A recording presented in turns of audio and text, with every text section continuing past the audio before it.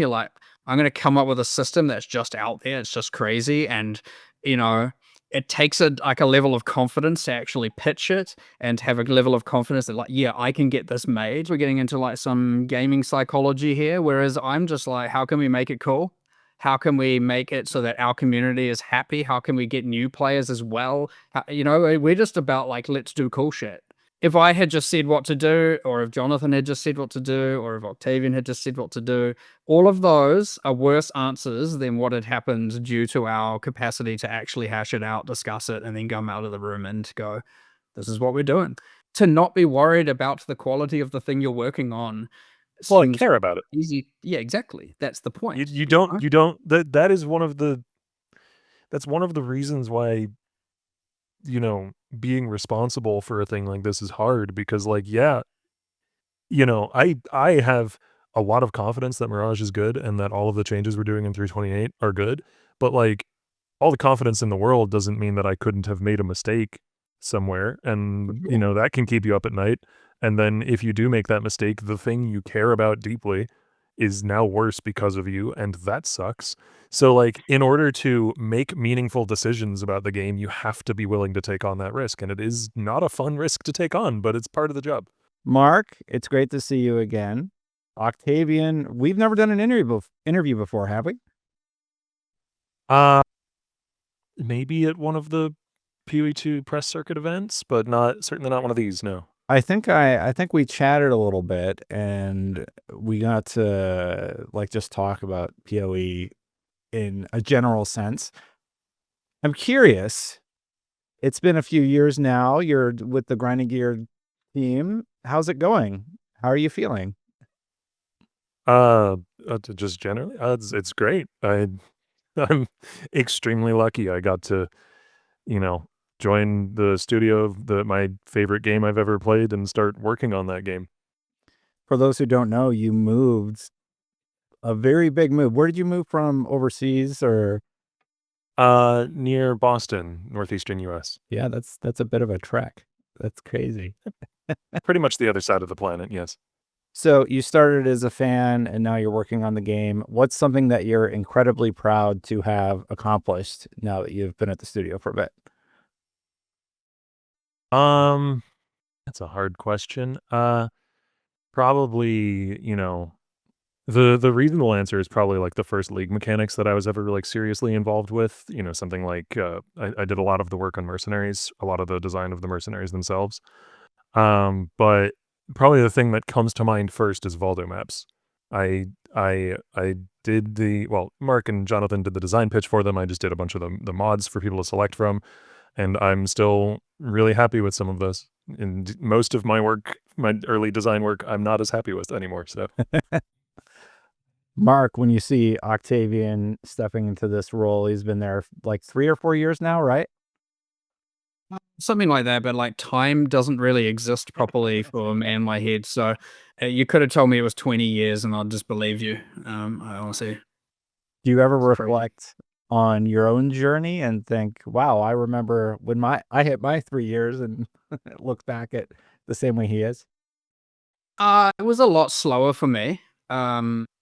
You know, there's a lot less people going on. Back then, I guess there was a lot less. Like, honestly, there was a moment there where when I was like, when are we going to find like, you know, the next great designer, so to speak? And I don't want to say that by undervaluing, you know, other capacities designers, but there's this kind of like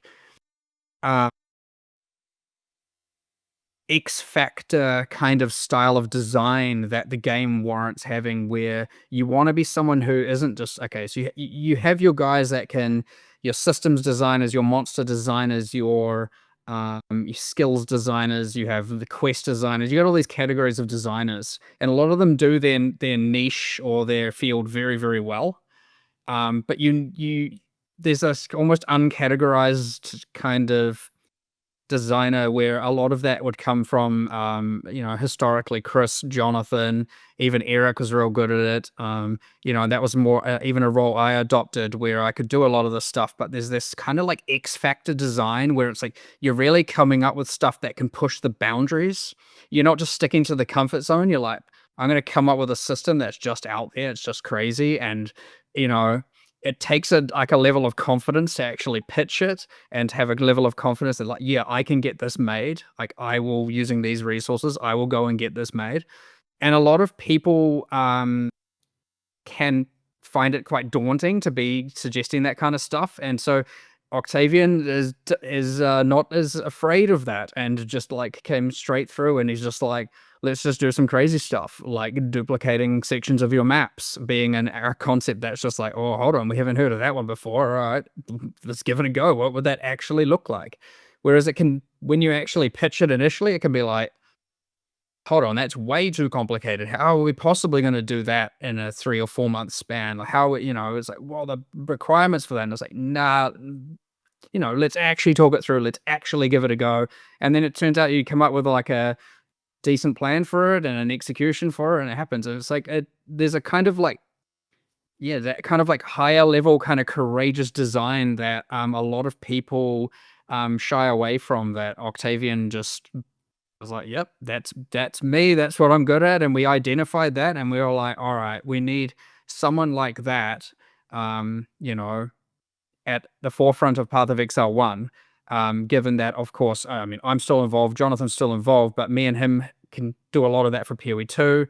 We still obviously do some of it for PoE 1, but we need someone who's like dedicated at thinking of that stuff early and actively for PoE 1 to come and pitch to us, and then we'll all discuss it through. And paired with, but one thing is, of course, you can't be too crazy because then, nothing we've ever, but that's where Andrew comes in, and he's not here, but you might see more of him in the future. But Andrew is a much more grounded, methodical numbers guy who's like very, very good at doing all the balance. And then unless you had like, and I hope he's not taking offense to this, but Octavian's more crazy side with Andrew's more methodical side, and they overlap and just create this like perfect unit that's currently able to lead the design front on PoE 1, under the direction of myself mostly. That's good. That's great. That's great to hear. I would be curious, Path of Exile 1 is an old game. There's this big report that comes out that everybody read. It's the Matthew Ball report. Everybody's talking about it. And a lot of people are playing older games. Nothing wrong with playing older games. I'm curious, why do you think that is? Why is Path of Exile standing the test of time?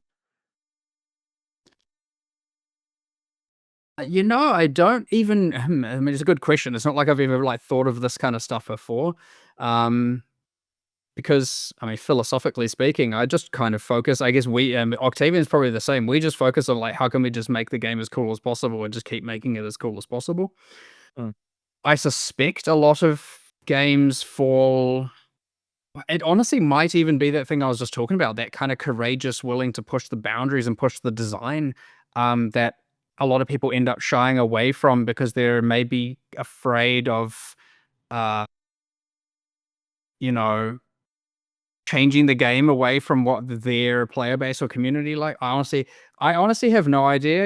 We're getting into like some gaming psychology here, whereas I'm just like, how can we make it cool? How can we make it so that our community is happy? How can we get new players as well? We're just about like, let's do cool shit. Like that's all, just like through and through. Well, and consistency, of course. Like we want to, it was obviously a bit of a rough time when we weren't doing the like every 4 months have a patch for both games, but like now we're back on it, and like it's, I think, really important. I mean, as a content creator, I know a lot of people, like maybe like yourself, in some regard, and I assume it's relevant. And a lot of content creators, like Octavian was formerly, consistency is important. People want to know when they can come back and play your game with the new update. So I don't know. There's maybe just, it could be some of the simple things, or it could just be something I don't even understand, because it's fine. Like obviously what we're doing is working, so we'll just keep doing what works and keep pushing boundaries, and we'll see where it goes. But yeah, I don't know. It's an interesting question. What's your read, Octavian? What do you think? On the Path of Exile front specifically, I feel similarly to Mark, where it's like we're just coming up with cool stuff and trying to put it in the game because we really like the game and want cool stuff to be in it. But I think that like more broadly on gaming, it doesn't, I haven't read the specific, article or report or whatever that you're referring to. I actually kind of want to go look it up now, because I would be surprised if it's not the case that it's just like gaming is now an old enough medium that there are people who have been doing it for long enough that they have their favorite thing that they don't want to move away from. It's like, it's like older people with, their favorite sport team that they watch, or their favorite book series that they read, or their favorite movies that they go back and watch over and over again. Like, we're far enough into the lifespan of gaming as a medium that we can now see that kind of phenomenon, and that's probably just an impact that it's having on these more established games that have been continually releasing content that whole time. Yeah, I mean, that's a really good read. That's kinda what they think is going on. I'd be curious, you joined, is there anything still on your to-do list, like something that you really wanted to tweak or adjust before you joined that you still wanna get to? Um, a lot of my current to-do list is stuff that I, had a chance to adjust earlier, but it was, 8 months or 12 months after I had been hired, and I didn't necessarily do everything right the exact first time. Um, so it's a lot of stuff that I've touched in the past and would like to go back and fix. But anyone in any creative profession, or even if you don't do it professionally, just anyone who's got any creative endeavors, I'm sure is familiar with that feeling. The very One of the very first things that I changed after I got what commit privileges, the privileges to actually change things on the game, is there was a debuff caused by a specific boss. This is too I don't want to get too in the weeds, but there was a debuff caused by a specific boss that would cause you to effectively be frozen, but it had a different name than frozen. So I went and made it it's just frozen now. It's the same name. That bothered me a lot. What about you, Mark? Anything still on your to-do list? I'm sure if I actually had to think about it, there'd probably be about 55 million things. The reality is that, like, I don't get too caught up on that nowadays. Like, again, I've just got like a let's just move forward, move forward, move forward mentality. Like, what's that? I really like the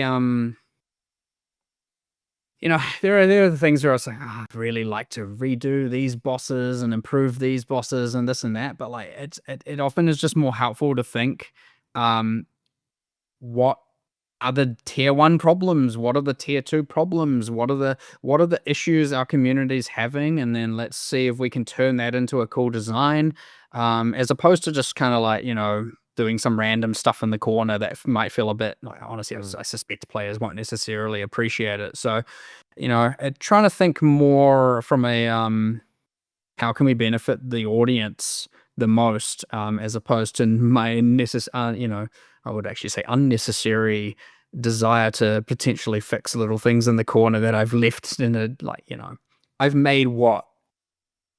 It's 300 boss fights at this point, and probably now 250 of them I'm not happy with because, they're dated and things have changed, and I feel like I could do them significantly better, but could also just make new ones that are way cooler and way more epic. So, like, sometimes a bit of value to the revamp and sometimes a bit of value to going back and finishing stuff you didn't quite give the full attention. But again, I've tried to just get away from that, think, and just go forward, do more, do better, and do what we can. And if it so happens that the problem that the audience is having, or a problem the audience is having, circles back to then revamping those things, then we do it, and then we'll feel good about it. But at the end of the day, we're not really trying to do things that are in our personal best interests as much as we are trying to do it in obviously the audience's interest and the game at whole's best interests. So hopefully those align often, but not always.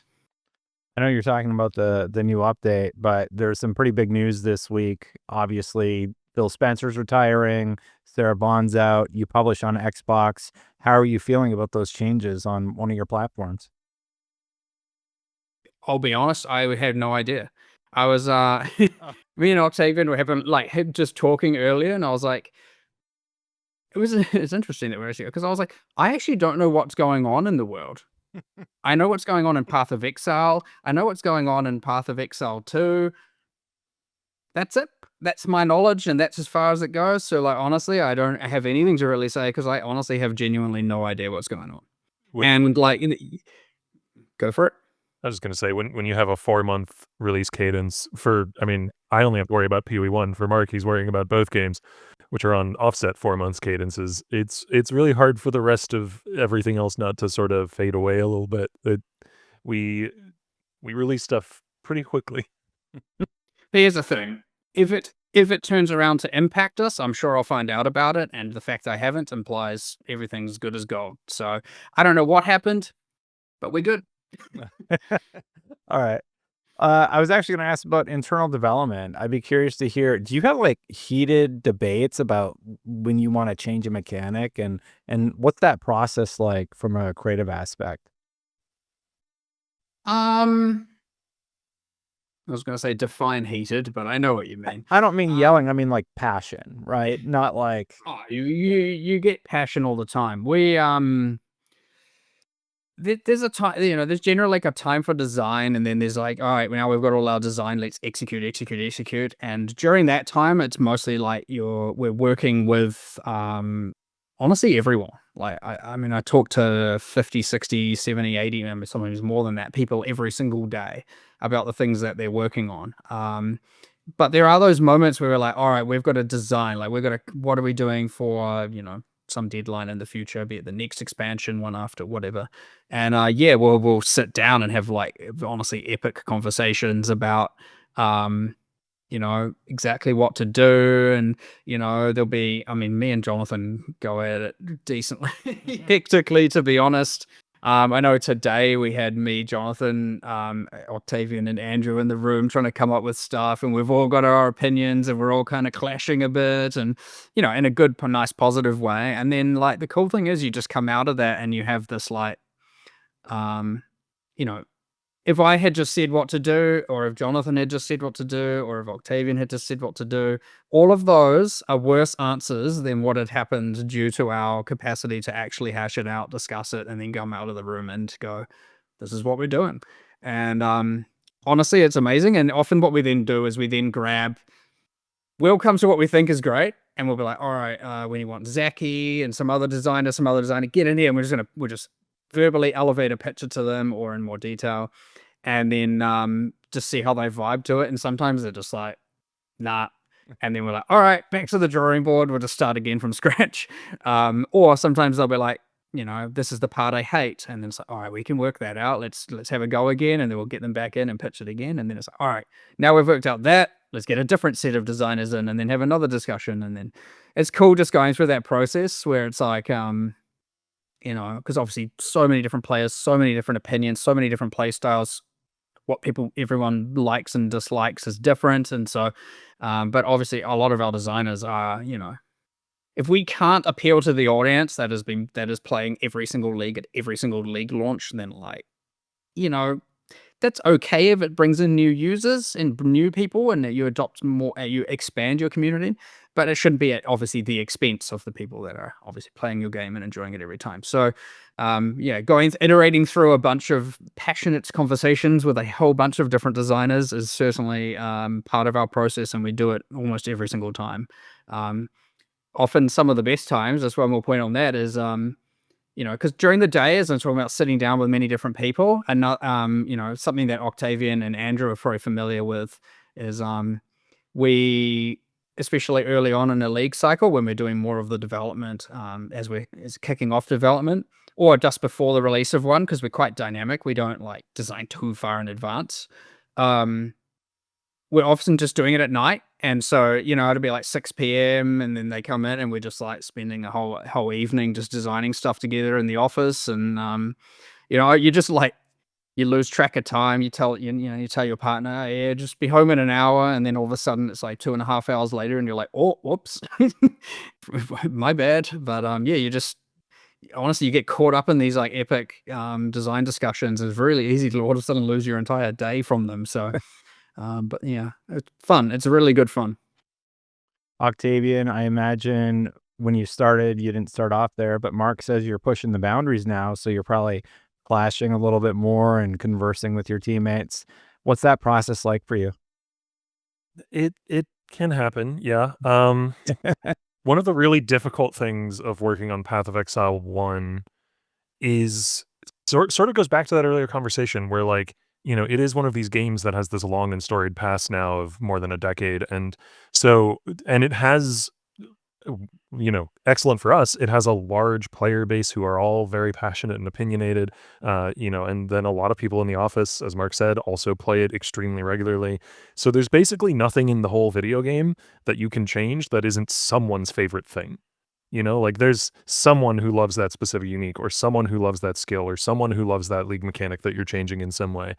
And so, in order to make meaningful change that isn't just, tepid plus 5% balance or minus 5% balance here or there, and to survive, you do need to make meaningful change. So, in order to make that meaningful change, you're going to have someone whose favorite thing you're touching in a significant way. And if you don't make it, an improvement in their eyes, that's going to be something they come to you about. And a lot of it is about trying to then not just immediately reject that opinion and be like, "No, the idea I had was cool. You're just, you're just biased, go away." Like, you can't give in to that reaction, because doing that, the one person talking to you is just the one person who happened to see the change coming up to you. There's probably thousands of other people who would feel the same way, so you have to take it under advisement to determine, like, okay, is this something that actually means that the decision that we're making needs adjustment or needs to go away entirely? And there's no silver bullet for that. You just, every single case you have to assess differently each time. It's probably one of the hardest parts of the design job. On that note, in terms of design, when you're creating something, you have a ton of new stuff coming out with this update, right? So I'm Sure. curious, Yeah. how much friction and complexity is just the right amount? For example, you have the infamous tree that intimidates people, but when you actually start diving into it, that mechanic is actually really rewarding to interact with, right? So how do you push the envelope, so to speak, but don't push it too far into obscure or confusing territory? Oh, it's super subjective. I think the honest answer is gathering a lot of opinions, getting a lot of feedback, which is why it's important to have, even like, with placeholder assets and placeholder functionality to some degree for some aspects of it, whatever mechanic you're working on, like whatever, you need to very early identify what the most important thing is about whatever you're working on. So, for Mirage, for instance, it's the recreating of mechanics and then the wishes and having those feel fun. And then get iterating on them as soon as possible so you can get just a ton of opinions. Because finding the fun is a matter of having a good idea and then synthesizing a lot of feedback into refining that idea. I feel like I maybe danced around your question there, so I apologize if that was a bit of a non-answer, but that is kind of the process. Yeah, I'm definitely just I'm curious how you got a good design versus you have a flawed one, and what part, like, have you ever done something that pushed it too far and then you test it and it's just sort of confusing to the player or confusing to somebody? And I guess that's what I'm trying to learn about, because we've seen some stuff come out and it just feels like an amalgamation, if that's the right word, of a bunch of mechanics. They don't really fit together, and maybe that didn't work great. So I'm curious how Oh, you definitely. determine you landed on something good versus something messy. Yeah. I mean, I won't say that like my subjective compass there has perfect accuracy with pointing towards north. Like for instance, in the update just before this one in Keepers, we released that new package of wand skills, and like Somatic Shell, one of the new wand skills that went out with that, is a bit overcomplicated, and I'm not exactly happy with where it landed, and that was one of my designs. So like it's not a perfect process, and yeah, lessons learned there. The new skills going into 3.28 are, I want to think, we'll see when it gets into the hands of players, but I want to think definitely an improvement over some of the efforts in 3.27, which, themselves I'm still happy with for the most part. Mark, any thoughts on my question, or does it even make sense? No, no, no, makes sense. So, I mean, honestly, step one, trust your instinct. Um, Mm. generally speaking, especially if you've been doing this a long time and you know the game, like, Octavian knows the game, I know the game, like, we know the game. And honestly, at this point, so you probably know more about how the audience will feel about a thing than you might even appreciate. Um, you don't get to do it for so long, and I know Octavian's is obviously less time, but that's where I would say in his case, he obviously defaults to the opinion of myself, defaults to the opinion of Jonathan. I mean, heck, even nowadays, I'll still occasionally just message Chris and be like, what do you reckon about this? And just, I'm just curious. I'm just curious what his opinions are, keep your compass aligned, like, I'll even message Eric, some of these guys who, because even them now kind of still have their compass intact. I mean, they set the original philosophies of the game and can have just an interesting discussion about it with them. And so even if Octavian was to just check it, like there's a good chance, and it is, I could understand how it maybe sounds cocky to some degree, but there's a good chance if he likes it, I like it, and Jonathan likes it, we've probably got something on the right track, and you should just run with that confidence. Now, there's obviously then detail within it where it can go wrong, 100%. Often it goes wrong in the detail, be it some of the like more quality of life adjacent things, more user experience-y things, but it doesn't mean there wasn't something there at a core that was right and that was good. It just means, sometimes we, kerfuffle it at a certain level of detail in between then and there. And yeah, sometimes we're all wrong. It happens. But yeah, ultimately it's like, we've been doing this for so long. We understand our audience. We are also the audience. We're part of it. We are both. And especially from Octavian and I's perspective, we started from the audience as opposed to from the original visionaries of the game. So we've had our opinions and had to adopt, from both the development and players' perspective. And I know that was so long ago, but honestly, things haven't changed as much as you'd think with respect to, a good idea back then would probably be still a good idea now. So then it just comes down to like, execution. And as said, getting it in the hands of your designers, getting it in the hands of your QA team, of which all play the game a ton. And then also getting it in the hands of people who don't play your game a ton. Getting it in the hands, which is a bit harder to find within our office, but it is still possible, running it by people that don't have a ton of experience and they don't really necessarily understand how stacks work and all of that. And that is the part that, I would like to say we should always do better. We obviously took a lot of efforts with PoE 2 to do a lot of that, quite specifically with like first-time user experience testing and all of that stuff. But yeah, like I'd say the things that can sometimes go wrong is that due to us being so confident as players, it can be hard to put yourself in the shoes of someone who doesn't have 50,000 hours of gameplay. So yes, we do have to take extra measures there. We do run it by a bunch of people. We do different kinds of alpha testing to help with that. We have different people in there. But yes, I would say if anything, where it goes wrong, that's probably where it goes wrong, which is where you mentioned it. Things can seem like an amalgamation of, a mess. The reality is, to someone who has 50,000 hours and knows literally, oh, I know what all these details are. Yeah, they're together. I don't know, whatever. I understand it. So, that is a thing we're trying to still trying to do better. Probably the thing that goes wrong the most. But also on that note, it's a 15-year-old game. A lot of our audience are very, very much PoE enthusiasts, PoE players. We have a growing audience that, every league they're coming back, clocking more hours, understanding the game better, sharing information with one another. But not to say there aren't room for improvement on our end, but I would say it is that,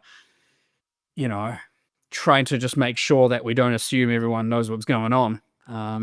And being able to empathize with them better when we're designing a thing, which can be very difficult, honestly. It's probably one of the actual like trickiest things to do. Used to be easier when we when we weren't 15 years in. Like when you're like 2 years in, you're like, yeah, it's not too bad. It gets harder and harder every expansion, gets harder and harder every year.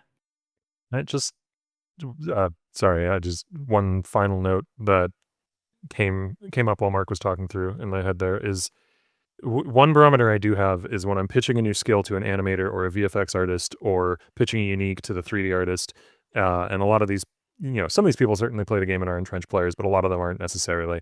And they don't really seem very excited to be working on it. That's when I want to go redesign the thing.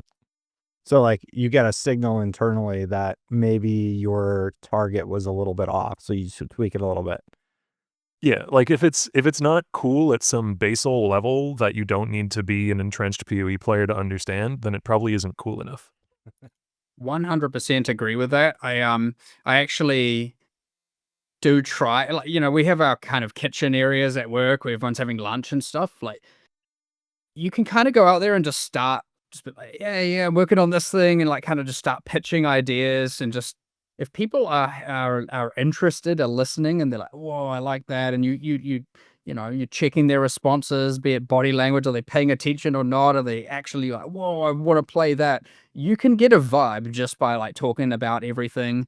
Um, we have a company meeting every Monday where literally every single person in our company is all in this big lounge area, and we have lunch, and everyone sits down, and then like Jonathan and I, and even Octavian recently, we just, what are we working on this week? What have we come up with? What are the new designs? And even that, like, you pitch that to the whole company, and you get a lot of opinions from a lot of different people where they're coming in that, of different. We have people who play for only a little few hours. We have people that don't play at all. We have, depending of what team they're on, obviously, you know, there are some artists, there are some that have very little playtime.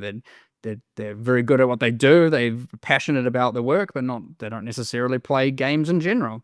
And there's not many of those people, but even you get opinions from them, and it's kind of just cool to hear. And you also then just get a general vibe in the office about when people are talking about it, and they chat with each other, and they're expressing their thoughts, and that circulates around, and it creates this kind of interesting thing. And when you've pitched something at that meeting and it isn't good, you will hear about it like almost every single time. It'll come back to you from like 6 different directions and be like, this is bad, just stop. Or they'll be like, or you'll hear like, oh, this is amazing, that's awesome, that's crazy, like I can't wait. And they'll be asking you for more details because they want to learn more and know more. So even on just that regard, where you just like send it organically out into the company and just like kind of see what happens. And because we've got a very open discussion and open floor plan, and like, we have our office, Jonathan and I have our offices in the middle just with like glass doors, and everyone can see. There's no, we're not like isolating away in some room. Like, it's a very open discussion, open ideation, a very positive for creativity environment and discussion between team members. When the designers are talking to each other, the programmers can hear them. When the designers are talking, the effects artists can hear, the animators can hear. People listen to that stuff and you can kind of vibe on whether or not they get excited, or they'll come and, people feel like they can generally speak pretty openly about that stuff and just be like, I want to know more. I don't like that, or I love that, or whatever their general emotion on it is. Sometimes they're just like interested. Teach me. I want to know something, and it's a very cool environment, and I think it contributes a lot to the general, I guess, reinforcement on what is a good idea and what is a bad idea. My vibe, just as you're talking about that, is that you seem really positive on Mirage. You seem a little more lively than normal. What is it about this update that has you hyped? Uh, I mean, a good question. I'm generally pretty hyped about everything. Honestly, you might actually find what gets me down when it comes to these interviews is we're always coming to the end of a development cycle where like, I, to my own detriment, invest too much of myself into the games, to be honest. Like, I put the game ahead of a lot of my personal well-being that I maybe shouldn't. And this time around, with having Octavian and Andrew be people I can lean on more, I am actually getting to not to be as stressed and to not be as overwhelmed by the stuff. Because even if I'm like ultra confident, I still get really, I have a lot of like, well, what if they hate it? What if they don't like it? What not? What am I going to do? And I work myself up. It's just who I am. I've literally done it since I started this company. I just can't turn it off. Like, people are like, just don't. And I'm like, well, no, I don't know how. I'm just going to worry. I'm just going to stress. But obviously shared suffering, it is a keystone in our game. And, shared suffering, if you want to call it that, in terms of, because I'm sure Octavian, and I'm sure you can say this, you're worried as well. Like, Oh, sure. to not be worried about the quality of the thing you're working on. Well, I seems care about it. easy. Yeah, exactly. That's the point. You don't that is one of the that's one of the reasons why, being responsible for a thing like this is hard, because like, yeah, I have a lot of confidence that Mirage is good and that all of the changes we're doing in 328 are good, but, like, all the confidence in the world doesn't mean that I couldn't have made a mistake somewhere, and, you know, that can keep you up at night, and then if you do make that mistake, the thing you care about deeply is now worse because of you, and that sucks. So, like, in order to make meaningful decisions about the game, you have to be willing to take on that risk, and it is not a fun risk to take on, but it's part of the job. Yep. And there is an underlying anxiety that just comes with the fact you care, that you give a shit, and that you want to make this thing that you are passionate about. It is a passion project, right? It's not a, I'm just doing this to get paid.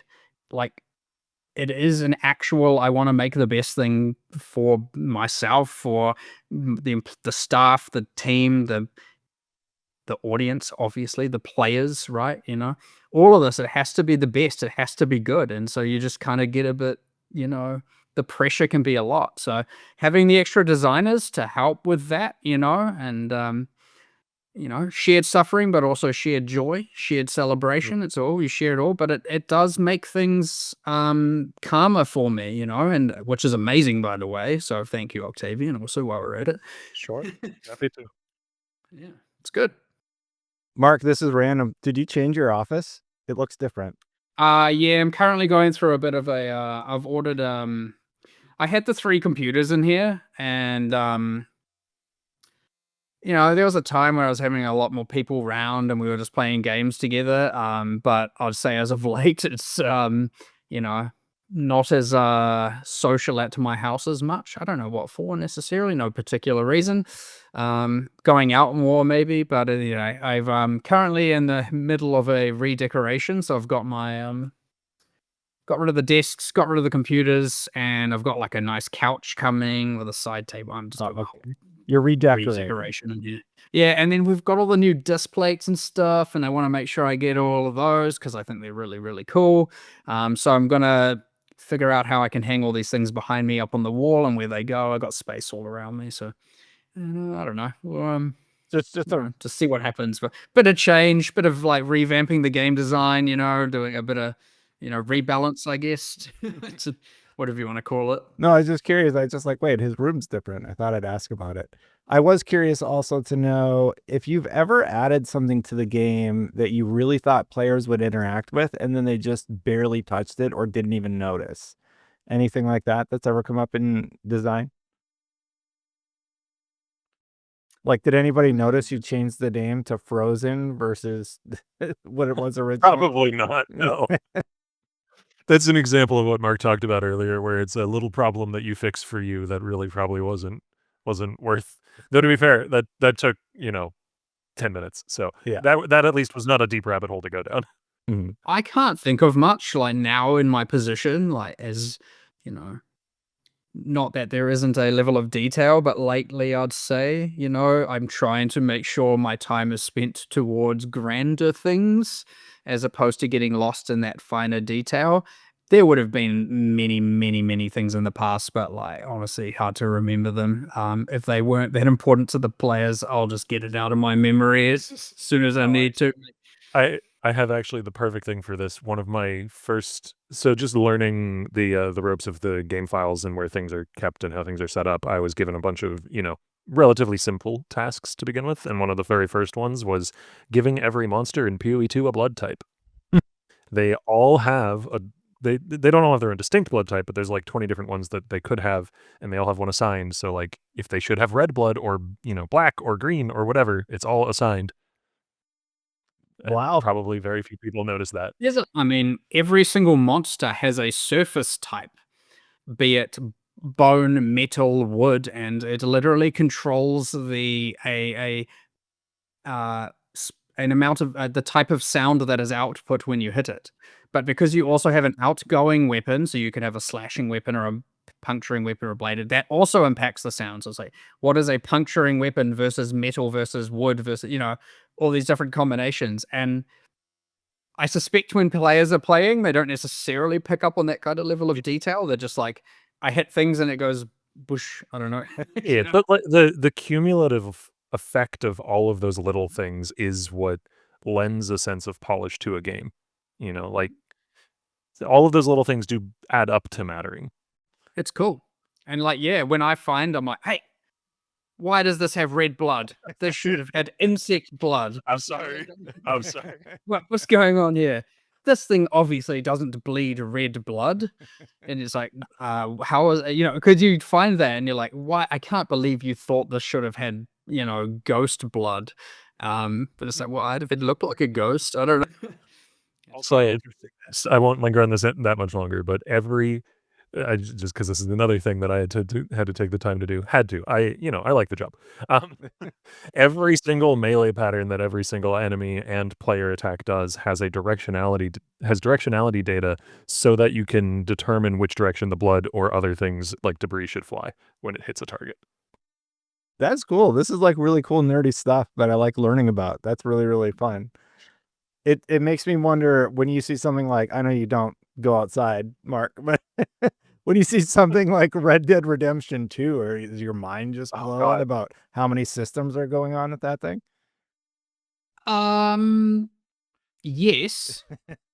I do always wonder if they actually have more systems than we do, or if it's more just that we've never talked about a lot of ours. Because like there is if you open our table editing software, I swear it never ends.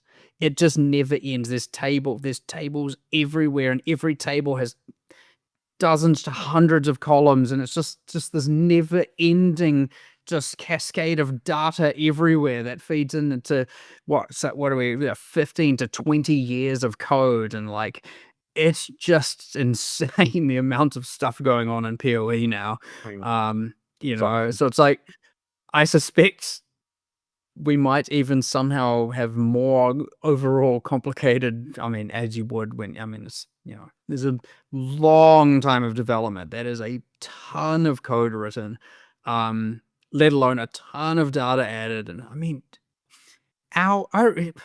when we had Metamorph, the table for Metamorph was like one designer had to input 11,000 rows of monster to skill correlations for like, if this monster is a liver, then it does this skill. If it's a heart, it does this skill. If it's for every single monster in the game, and it's just like go for it. And then there's many, many tens of columns there, and it's like just every single league has things like that where it's just an ungodly amount of data that someone's had to input and model, and then there's levels of detail and how it connects to some other league or some other system, and it honestly is just this. There's the idea that I want to actually one day, absolute waste of time, but just for fun, try and draw the like overlapping circles, or like almost create spider webs of every single, like some sort of giant string board of how everything connects.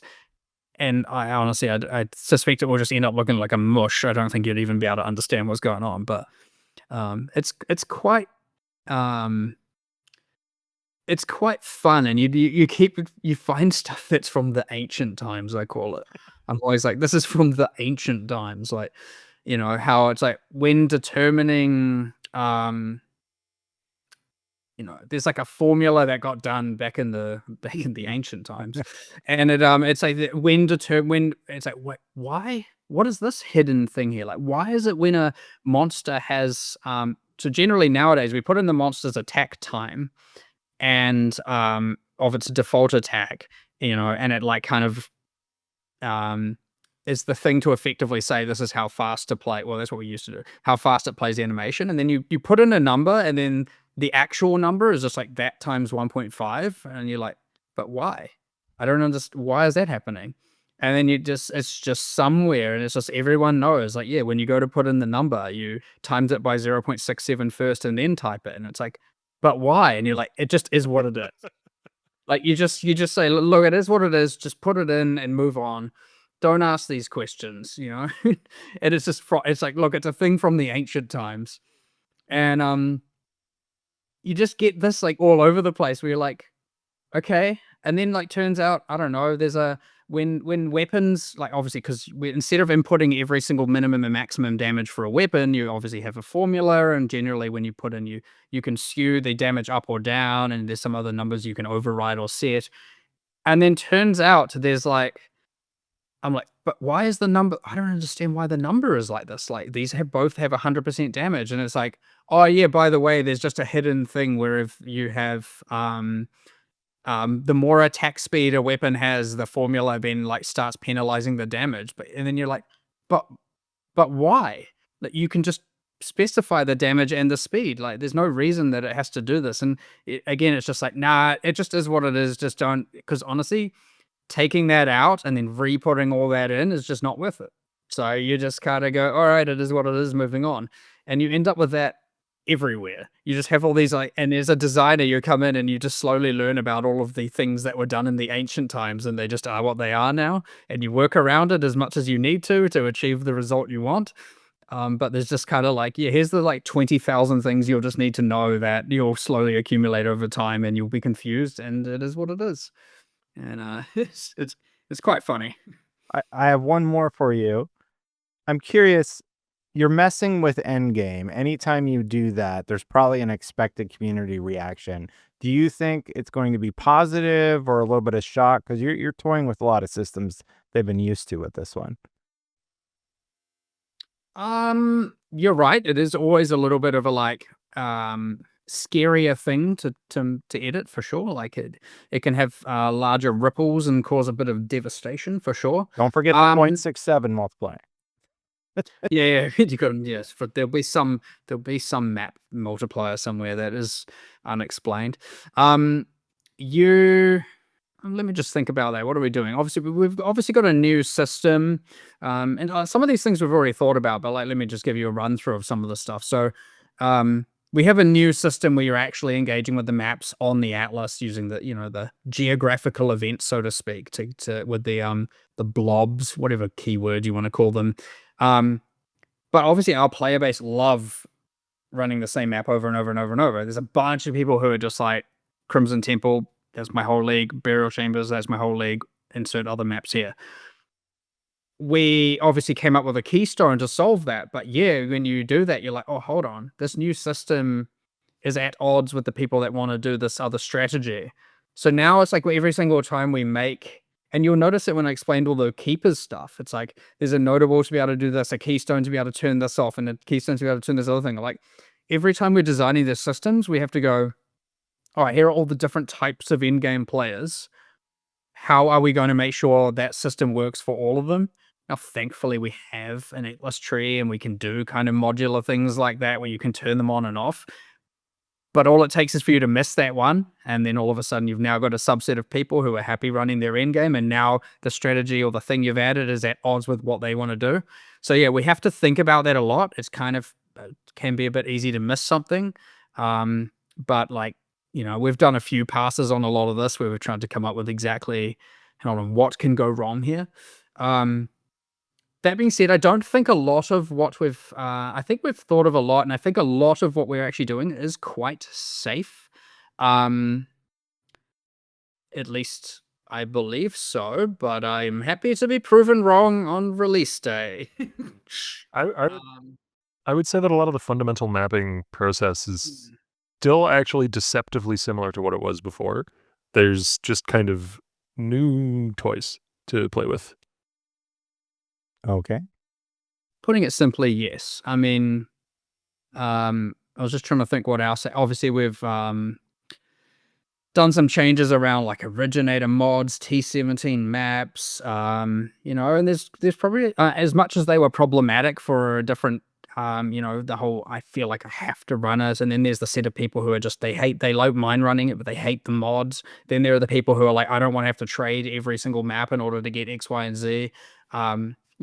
It's good overall for a large majority of the players, but there were probably some people who were just happy with how it worked.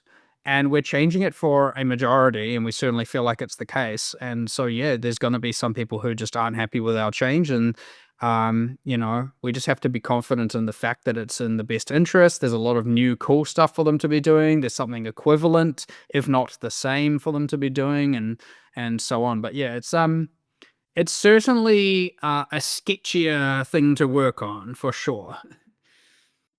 Well, I'm excited to see everybody's reaction to it, and I do want to thank you both. Mark, it's great to see you again, and Octavian, it's great to interview you for the first time.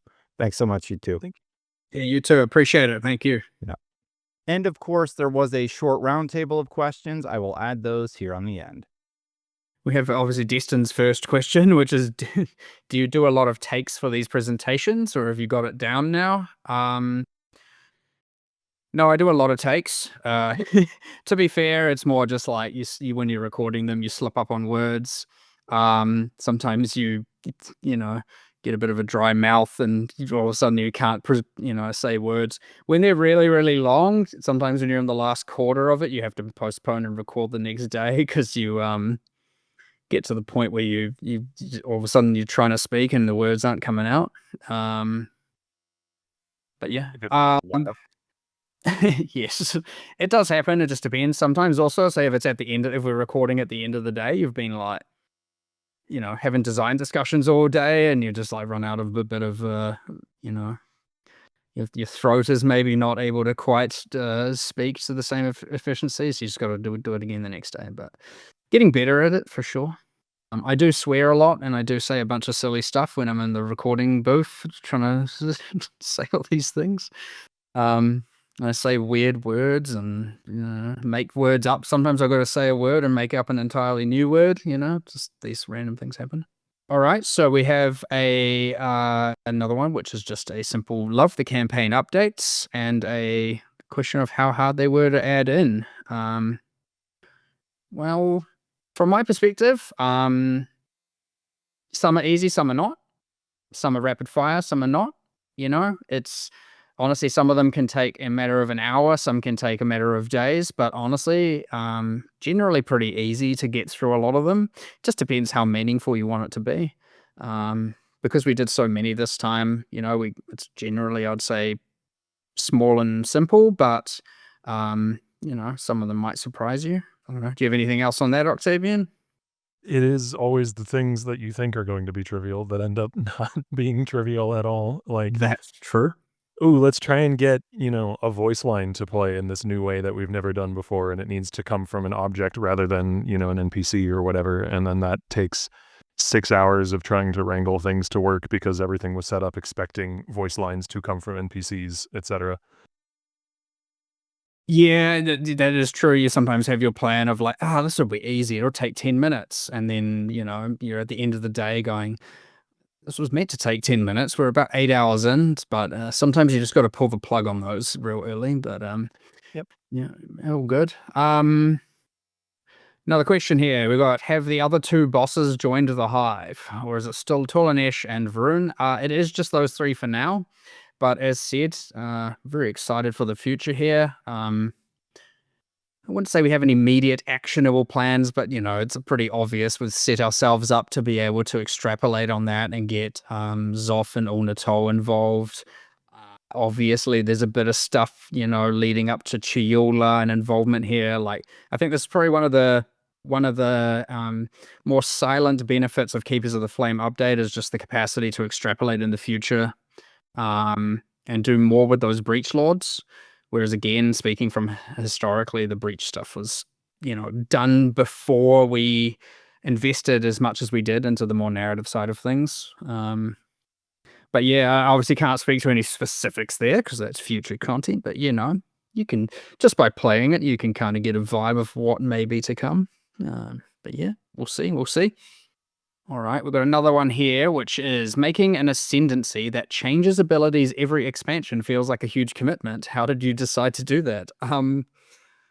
Yes, it is certainly a commitment. I remember when we brought this up, I was like, you guys better be ready for the maintenance we have to now do every single league. But I mean, look, that's just part of the game. Part of Path of Exile, every time we do stuff, there's honestly more maintenance than you might think at first glance. Like, obviously there's balance and whatnot, but even things like Atlas shuffles, and I mean, there's a decent amount of random little things. We just kind of have to add to that, and it's honestly just a matter of like, okay, is this going to be worth it? Is this cool? And I think it is. So, I mean, when me, Octavian, and Andrew, another one of the main designers on PoE1, we're sitting there talking about it, and we're just like, okay, is this worth it? And we all agree it's cool, so we got it, and we have to, right? And then we all kind of just check with each other, and then we're like, yeah, sweet, we're doing it. So, that's just kind of how it goes. But I can imagine it having a bit of negativity as well when there's a really good one and it's meta, and then the next league now it's not good. So like, I you know, the fact that we've set it up and we're like explicitly saying like this is going to change every league might help to mitigate that though. I agree. It is very important to establish a start 100%. There'll be obviously those who don't understand that, but they'll learn. But yeah, I imagine that if it's insanely good in one meta and then it's like, well, it's going to change, and it changes for the next, I could see a bunch of people being like, damn it. But I can also see the excitement. There's the pros and cons that come with it, where it's like, it's not very good, and then all of a sudden next league you're just like, oh, I need to check it. I need to check it. Is it good this league? And then you can just check every single league. You have this like a little bit of like, oh my god, I can't wait till they release what their Reliquarian is this league, and you get a bit excited about it, and then sometimes you get disappointed, and other times you get very excited. So we'll see. But no, it's cool. It's very cool. I would like to do a bit more of it. Not sure where, but yeah, be fun. I mean, it can often feel like a lot of the coolest designs, unfortunately, are also the ones that come with that sort of upkeep baggage, Stuff like every time we add a new support gem, it has to go into, Forbidden Shaco or whatever, the thing that gives you a random support gem. Every time we add a new unique, it has to go into the disenchant value stuff for the settlers. There's a lot of little things like that.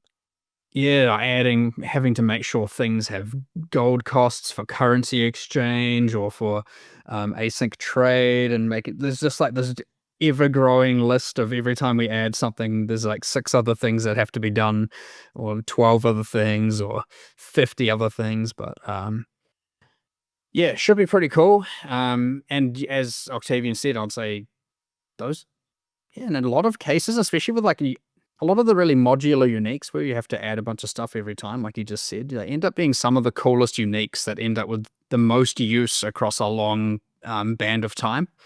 Like they pretty consistently in the upper echelons of usage on the on how many people are using or how many characters are using them every league. So hopefully this class does the same level of justice over a long period of time. Continuing on the Reliquarian, then the question is, will you add newer uniques regardless if that league goes core or not? I would say that we haven't really thought about it like that, and the answer is I suspect we'll just do any unique regardless of if it happens to be in or not, and we'll just do it if it's cool and the combos are cool and if it works out, honestly.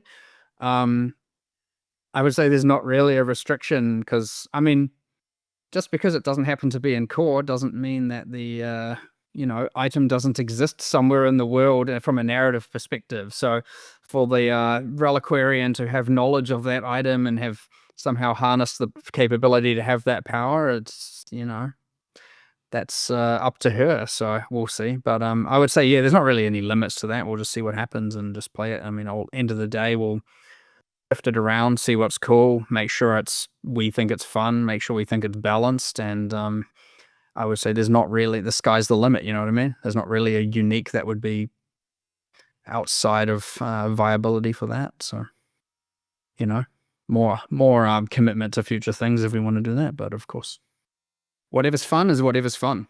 All right, a couple more come through. So first is that we have, if there are any replicated encounters in a Mirage, are there consistently going to be modifiers to those enemies, or are those similarly affected by chance? There's a few kind of layers of modifiers going on here. Generally speaking, the monsters, depending on where they've come from, the leagues kind of get modified. Like the leagues work a bit differently.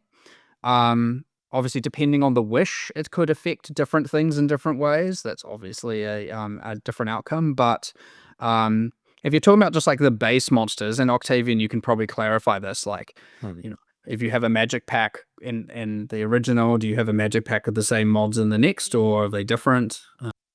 Not necessarily the same mods, but I think that it would carry over the rarity of the monsters. For the encounters specifically, like for other league mechanics being recreated, they do all have the like every league mechanic that can be recreated, which to be clear, there is a short list of things that can't be recreated, mostly for functional reasons. It's pretty much anything that'll send you to another area from within the Mirage wouldn't work. So like a Volside area or something. But all of the encounters which can be recreated can be empowered.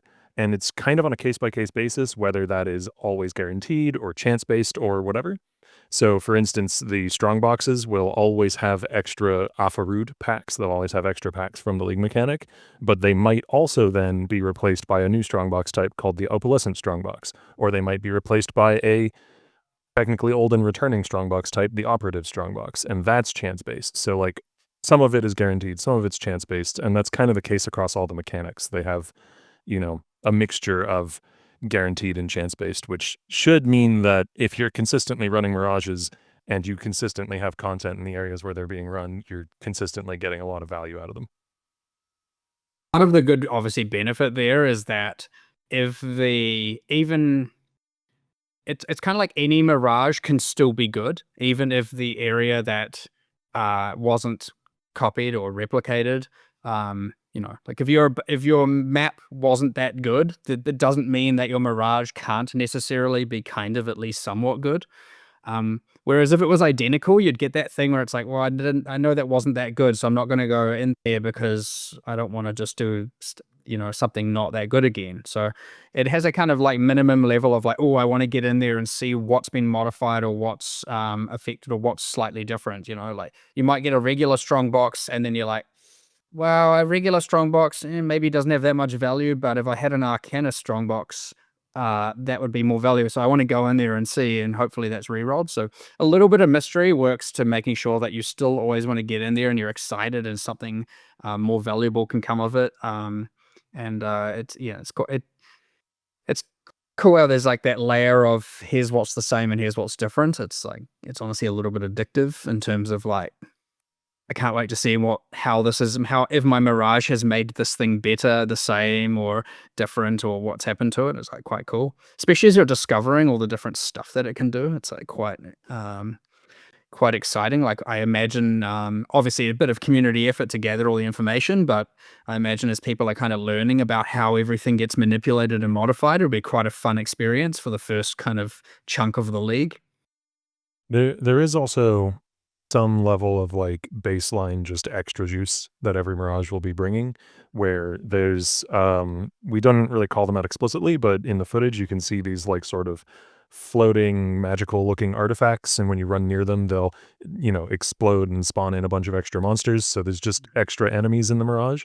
And as we went over in the live stream, there's the sigils, which give the monsters in the Mirage a small chance to drop valuable things. So every Mirage you do has a baseline, there's a chance you could just, get lucky in that particular instance and drop one of the new coin currencies, which will most likely be rather valuable.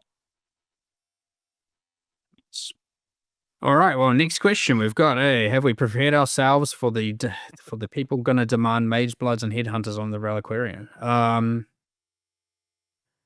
We're always prepared for the demands of mage bloods and headhunter level power. So yes, we're prepared for sure. But yes, look, obviously we're not going to put it. We're going to try to avoid in our best interest to have extreme rarity uniques on the Reliquarian, because at the end of the day, people need to feel like they can play any Ascendancy class and not to just play the one that happens to give them the most powerful items in the game. So for the sake of balance and to build equality, we will try our very best to, keep it in line with other Ascendancies. So some uniques you may never see on there, or if you do, you'll see a severely weakened version of them. Next question we've got: the coins were shown to corrupt gems. Does it function exactly like a Val Orb? And are the gem imbuements stuck at level 1, or can we roll higher level ones? Well, it doesn't function like a Val Orb in that it does the random outcomes. It does corrupt it, and it is at odds with a Val Orb. So you want to either imbue it or corrupt it with a Val Orb. It has some interesting choice. The imbuements are always at level 1. Because generally. I mean, a level 1 support gem's providing a pretty decent amount of power, even like as an extra 7th link. So that being said, getting the right support gem, of course. You can get a decent multiplicative bonus of damage or whatever you want, or even some utility on your skill. Putting it at odds with the Val Orb means that we don't have to go and just like power creep everything by a good 20 to 30% in that regard. Obviously, kind of it's powerful enough that it had to be at odds with something. If it wasn't, we would have to have found a way to make it weaker, or we'd have to have taken away from something else, and we generally don't want to do that. So, in some cases, maybe like depending on what build you're playing, you might want to, get a certain imbuement, and in other cases, you might just be all right corrupting it and hoping for like, your 21 gems, etc. So, we'll see how it plays, depending on the build, depending on the type of gem, etc., which is quite cool. I like that it's at odds with it. Having more than one kind of end point of crafting on different contexts is quite a cool decision to have to make. And but yeah, we'll see how it plays out, because it's not really something we've done too much of, having alternate forms of corruption at the end there. So see how it goes. But it should be quite cool. One of the other cases I've seen internally, people like, playtesting with it and finding good use cases for it, is something that I didn't really see originally, which was that it's just really useful in a lot of your utility skills. Like you can bake in faster casting to your Orb of Storms, or faster attacks to your Leaf Slam or something, and then free up another link in your boots or whatever, because it doesn't have to go on your main skill. It can go on various other things as well. All right, there we go. We got one. I like that question as well. Are there limits to how many League mechanics can be replicated by the Mirage, by the Astral Realm and the Mirage League? Short answer, no. But as Octavian said earlier, there are a few that can't be replicated due to, him explaining as there's like subzones and stuff. So, yeah, you're gonna, I guess at the end of the day, you're gonna have a bit of like just space. It's like how many leagues can spawn close enough together within your map. So there's a lot of like kind of, I would say a lot of randomness to this, but at the end of the day, certain maps actually might be a bit better at it and other ones not, depending on like kind of how, and I love how that works organically, by the way, where like some maps will just be kind of maybe on average better than others in some regards, or due to the nature of how they spawn their league content, and there'll be a bunch of like kind of interesting interactions like that. But ultimately, I would say there's not really a limit per se, as there is like, just how many leagues happen to be dense enough in the map, and when it recreates it, it just recreates it, and it puts them all there. So there's, I don't know, how many leagues can you get in your area, in your map? That's kind of the actual question. And so we'll see how I'm very curious to see how the players are going to try and max that one out and see, what's best, where's best, how it can do it all, and create the most crazy area, and then create the most crazy subzone of that area and do it again. And I think we do mention it in the live stream, but it bears repeating that the Mirage, the logic for the placement of the Mirage will heavily bias towards being near other things that it can recreate. So if your map has a lot of League mechanics in it, the Mirage is more than likely going to be near them. It's honestly kind of exciting. I'm just like, I'm just in my head thinking about running maps and just like, how can I get the most amount of content stacked like in a relative area, such that when I go into my Mirage, I can get the best of it twice. And I'm even just I'm literally thinking through every tile set right now, just going, oh, this map, that map could, what about this map? So it's kind of interesting. The other thing that's very, very relevant here is, and I don't want to get too much into the weeds, but a Mirage doesn't just like project an area in a circle out from itself to determine how much area it covers. It has a budget, so to speak, of the nav mesh, of the terrain that the game has that you can navigate. It essentially has a budget. Effectively the walkable area where you can walk is a way of thinking of it, yeah. And it will expend that budget, flood filling outwards from where it spawned. And that means that it doesn't matter if your map is shaped like a line or a circle or a ton of squiggly bits, it's going to still be approximately covering the same amount of area as it would in any other layout. So There might be some advantage to a more cramped or a less cramped map layout for some other reason, but your Mirage will still be a pretty decent size in any of them. All right, yeah, all good. We'll conclude it there for the written Q&A, and I just want to thank everyone for being here, and be it if you're new or returning, thanks for listening to seeing our presentation, and obviously very excited to play the league, very excited to,